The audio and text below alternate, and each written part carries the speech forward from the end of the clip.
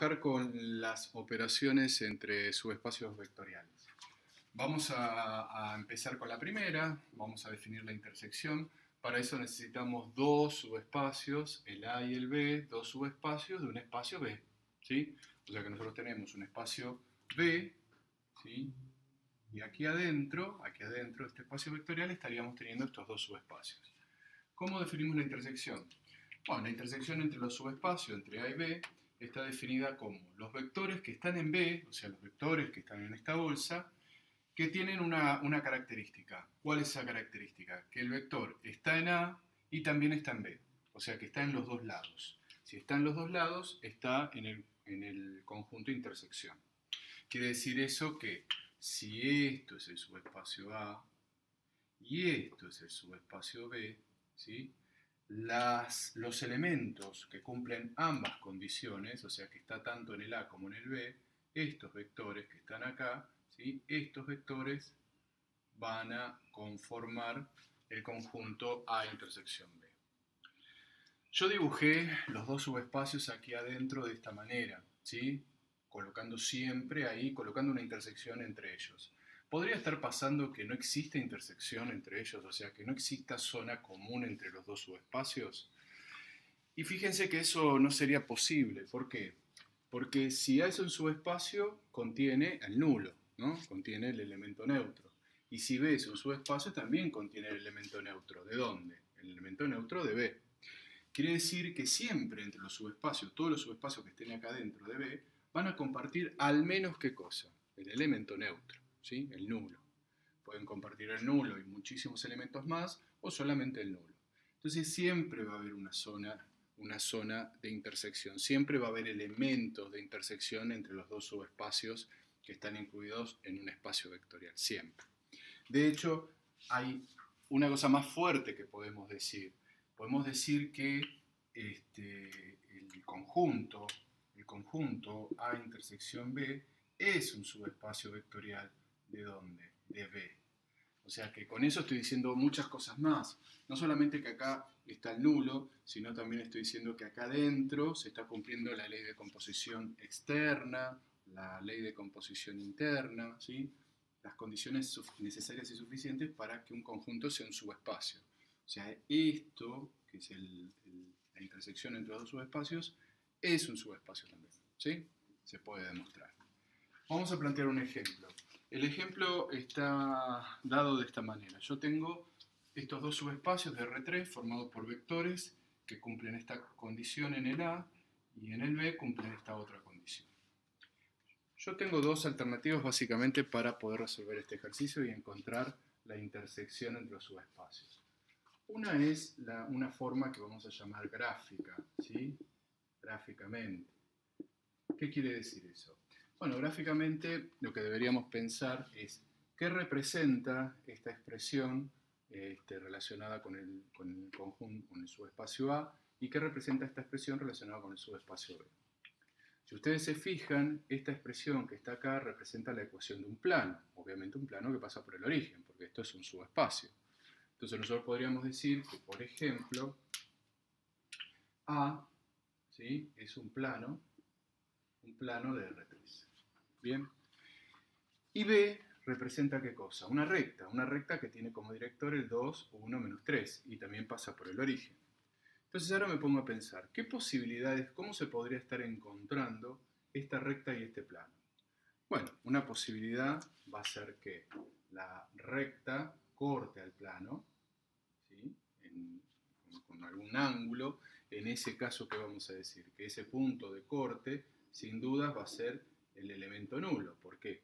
El elemento neutro. ¿Por qué? Porque ambos son subespacios y ambos contienen el nulo, ¿sí? Esta sería una posibilidad. O la otra posibilidad también sería que esto sea A, ¿sí?, y la recta que representa el subespacio B esté en el plano A, o sea que esté incluida. Este es el subespacio B. Quiere decir que en ese caso el nulo va a compartir el nulo e infinitos puntos más, ¿no? Entonces, bueno, si esta es la situación, ¿qué vamos a decir de la intersección? Que la intersección me dio el nulo. Y si esta es la situación, ¿qué voy a decir de la intersección? ¿Cuáles son los elementos que están tanto en B como en A? Y los elementos de B, o sea que la intersección daría B. ¿Cómo me doy cuenta si estoy en una situación o en otra? Y bueno, yo lo que puedo pensar es esto. Como tengo la ecuación del plano A, yo podría estar diciendo quién es el normal de este plano. El normal del plano A.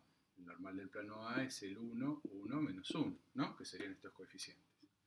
Y podría estar pensando quién es el director de la recta. El director de B, ¿sí? El director de B, si lo escribo por acá, serían estos denominadores. Sería el 2, 1, menos 3. Si yo veo que este normal es perpendicular a este director, y bueno, yo ya tengo la seguridad que la recta está incluida en el plano. ¿Por qué? Porque aparte de presentarse esa relación de perpendicularidad, sabemos que la recta contiene el nulo. Entonces, las dos situaciones se logran pensando en la recta incluida en el plano. Entonces, voy a hacer ese producto escalar a ver qué pasa, ¿sí? Si hago ese producto escalar, me va a quedar 1, 1 menos 1, escalar 2, 1 menos 3. Si hacemos las cuentas, me va a quedar 2 más 1 más 3, ¿no es cierto? 2 más 1 más 3. Esta cuenta me da 6, o sea que 6 es distinto de 0. Entonces no tengo esta situación, tengo esta otra situación. Quiere decir que la intersección entonces entre A y B es igual al nulo, al 0, 0, 0. ¿Sí? Esa sería la situación. Como estoy diciendo que la intersección es un subespacio de B, tengo que poder hablar de la base y de la dimensión, ¿sí? De la intersección. Como me dio un único elemento y es el nulo, bueno, esto era uno de los espacios vectoriales que se llamaban espacios vectoriales triviales. Entonces, ¿qué decimos?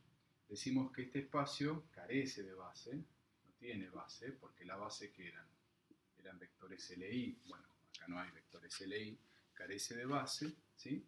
Y la dimensión de esa intersección, al no tener base, es 0, ¿sí? Al no tener base, no tener elementos, vectores en la base para contar, la dimensión es 0. Bueno, vamos a ver de qué otra forma se podría estar resolviendo este ejercicio para llegar a la misma conclusión. Fíjense, vamos a borrar esta parte y vamos a plantearlo analíticamente, sin pensar en estas situaciones gráficas. Entonces yo digo, bueno, yo quiero resolver la intersección.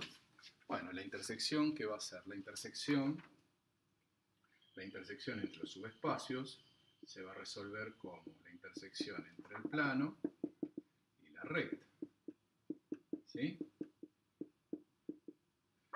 Habíamos hablado, cuando vimos geometría, intersección entre plano y recta, que para resolver la intersección era preferible que la recta esté escrita en paramétrica cartesiana. O sea que x, por ejemplo, es 2 lambda, y es lambda, y z es igual a menos 3 lambda, ¿no? Con este lambda real. Entonces, si yo tengo la recta escrita de esta manera para intersectarla con el plano, directamente despejo, ¿no? Perdón, sustituyo la x, la y, la z en la ecuación del plano. O sea que quedará 2 lambda más lambda menos 3 lambda igual a 0. Si yo hago estas cuentas, me queda 2 lambda más 3 lambda, me queda 5 lambda. 2 más 3, 5 más 1, 6. 6 lambda igual 0. Entonces, ¿eso qué quiere decir? Que el lambda es 0.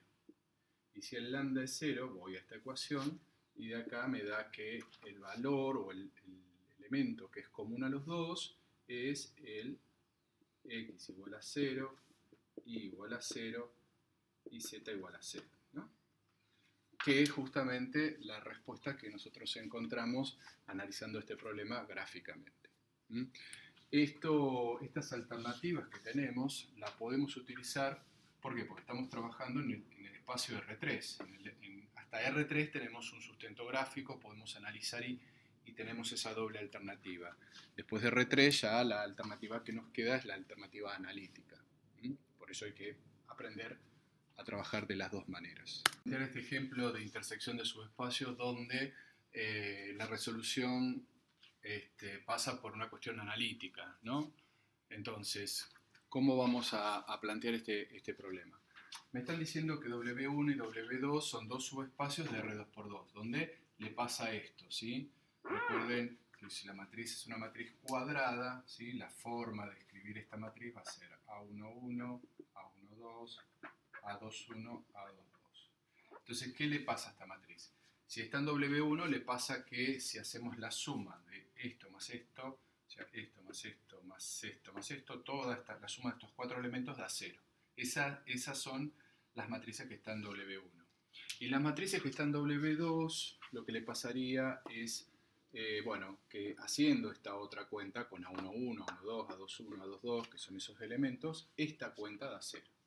Entonces lo que queremos buscar son cuáles son las matrices que logran hacer 0 esta cuenta y hacer 0 esta otra. Hacer 0 las dos. Entonces, lo que voy a decir es que si esta matriz pertenece a la intersección entre los subespacios, entonces lo que debería estar pasando es que A11 más A12 más A21 más A22 es 0. O sea, que esto pase. Y que pase también que menos A11 más A12 menos A21 más A22, esto de 0. Las dos cosas a la vez.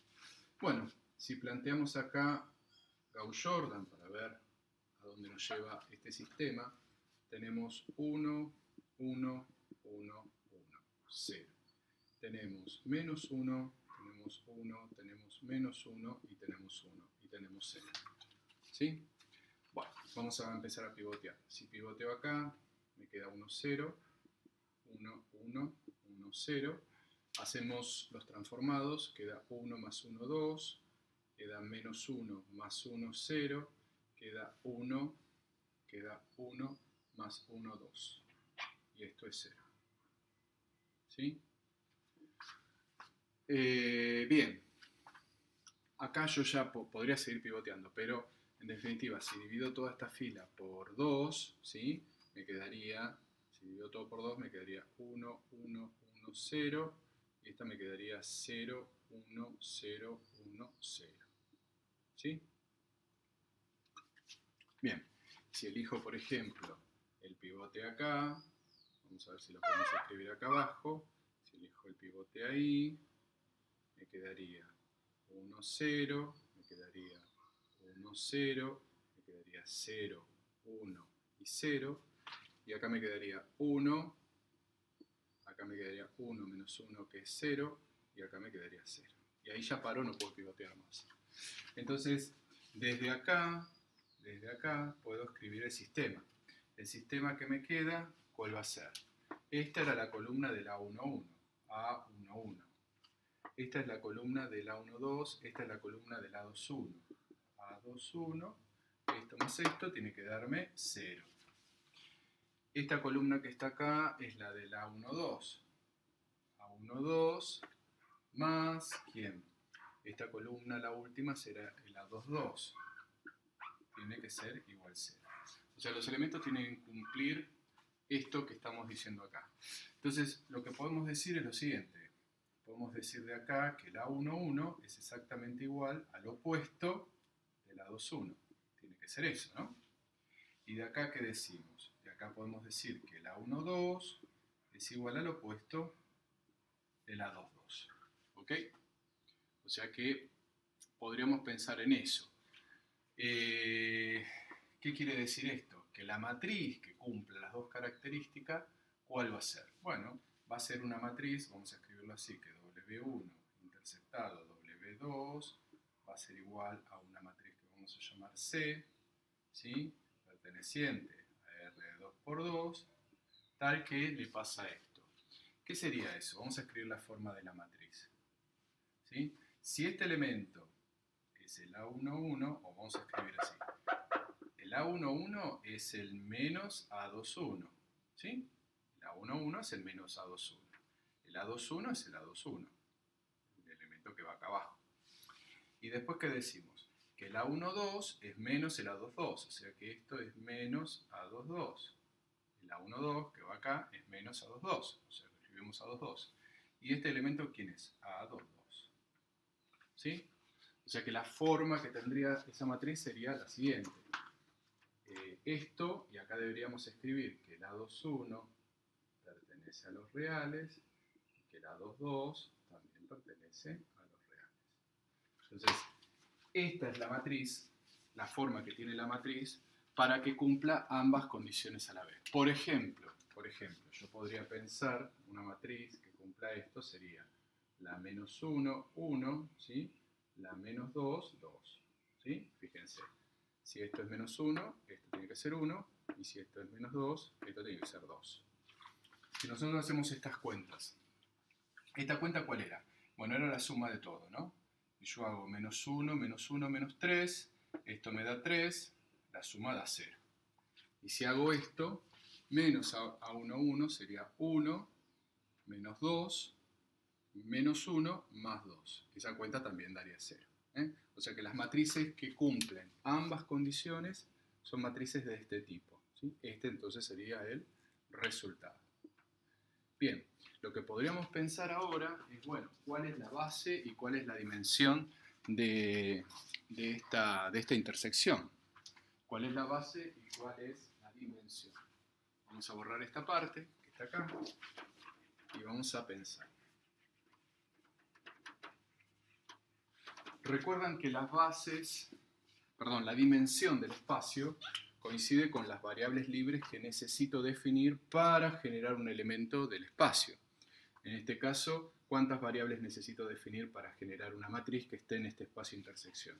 Son 2.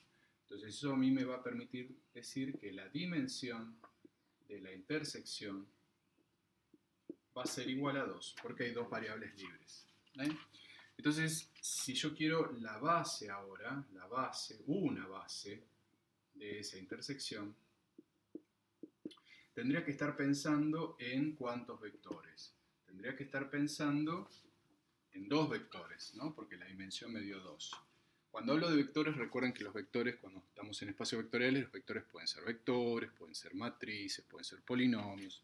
En este caso, ¿qué van a ser? En este caso van a ser matrices. ¿Cómo hago para encontrar cuáles son las matrices? Bueno, lo que se hace es escribir el elemento genérico. Menos A21, menos A22, A21, A22. ¿Y cuáles son las variables libres? Las variables libres son A21, ¿sí? Y A22. Entonces la idea sería, por combinación lineal, ¿sí?, de estos escalares, tendríamos que pensar qué matrices deberíamos escribir acá para generar un conjunto y a partir de la combinación lineal poder generar ese elemento que está en la intersección. Y bueno, si yo quiero acá un menos A21, acá voy a tener que poner un menos 1. ¿Y dónde quiero otro A21? Acá abajo. O sea, acá voy a tener que poner un 1. Y acá va a ser un 0 y un 0. A22, ¿dónde quiero un A22? Acá. Entonces acá va a ir un menos 1. Y acá un 1. Y acá 0 y 0 porque no aparece A22. Entonces, si ustedes hacen la cuenta, hacen este escalar por esta matriz más este escalar por esta matriz, les va a dar esta matriz. Con lo cual, ¿qué digo? Digo que una posible base va a ser el menos 1, 1, 0, 0 y el 0, menos 1, 0, 1. ¿Ok?